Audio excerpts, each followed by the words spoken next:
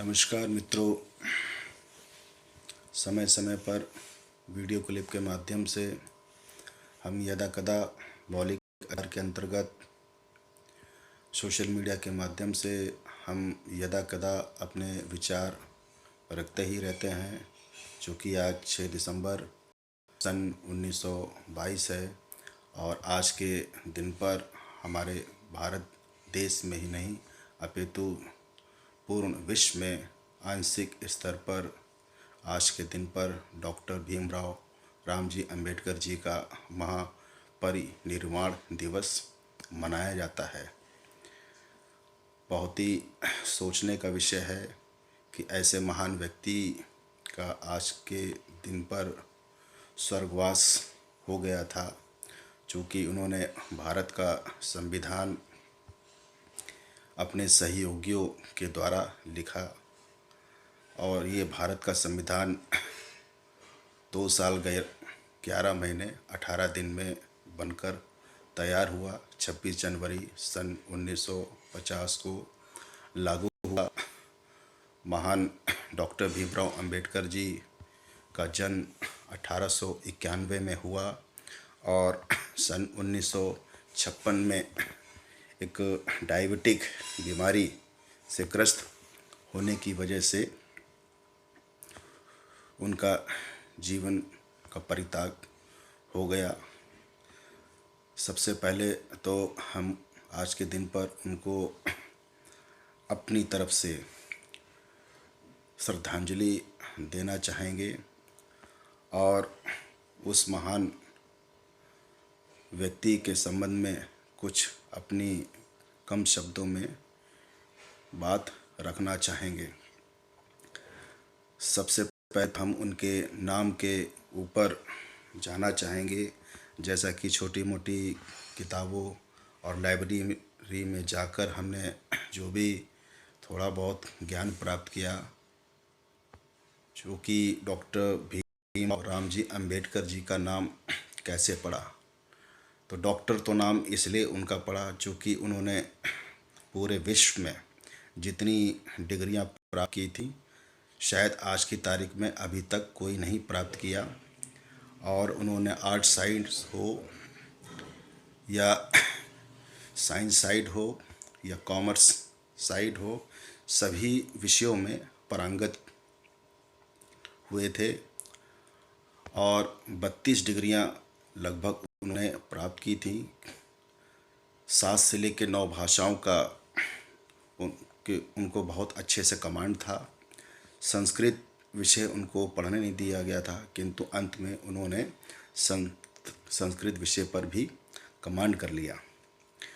और चूँकि उनका नाम भीम जो नाम उनका पड़ा वो उनकी माता भीमा जी के नाम से पड़ा।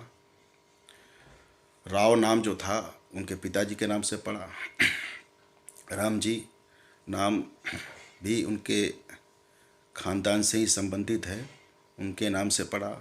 और विशेष तौर से जो अंबेडकर नाम पड़ा है वो अंबेडकर नाम एक शिक्षक जो कि ब्राह्मण जाति से संबंधित थे और वो उस काल में जिस काल में जाति प्रथा का, अमीरी गरीबी का बहुत ही बड़ा बोलबाला था।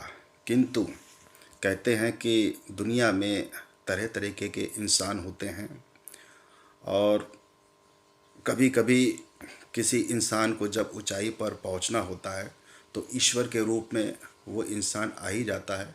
फिर वो किसी भी जाति, धर्म, मज़हब, लिंग या संप्रदाय का हो, वो उस व्यक्ति की मदद कर ही देता है।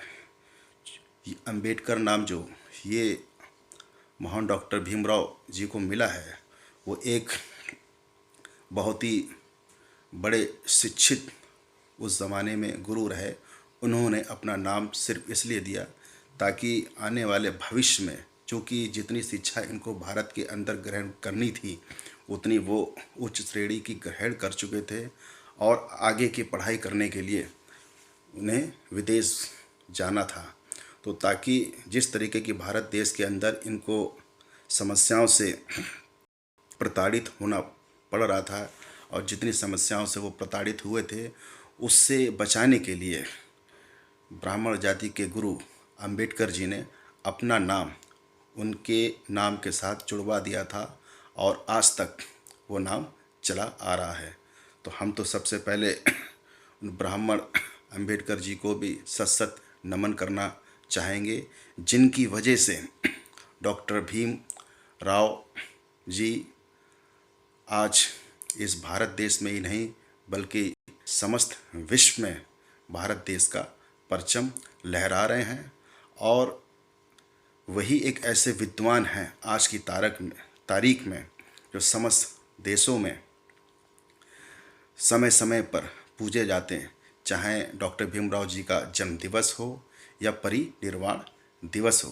क्योंकि हमारे भारत देश का संविधान परिवर्तनशील है, लचीला है और समय समय पर लोकसभा में 1/3 बहुमत होने पर समाज को नई दिशा देने के लिए संविधान में परिवर्तन होता रहता है और होता रहेगा।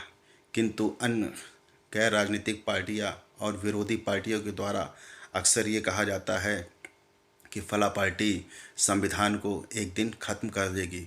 तो ये बिल्कुल कोरी शंका है और सिर्फ भ्रम फैलाने का एक तरीका है।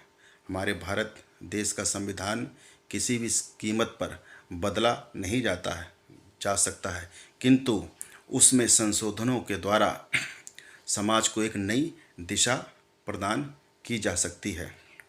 चाहे वो लोकसभा हो, चाहे वो संसद हो, चाहे वो राज्यसभा हो, चाहे वो न्यायपालिका हो, चाहे वो विधानसभा हो, चाहे वो विधान परिषद हो, चाहे अन्य आंशिक स्तर पर जो भी संविधान से अप्रत्यक्ष या प्रत्यक्ष रूप में, अर्ध अंशकालिक रूप में प्रशासनिक स्तर पर जितनी भी संस्थाएं जुड़ी हुई हैं, वो संविधान के नियमों का पालन करती हैं, करती आई हैं, करती रहेंगी।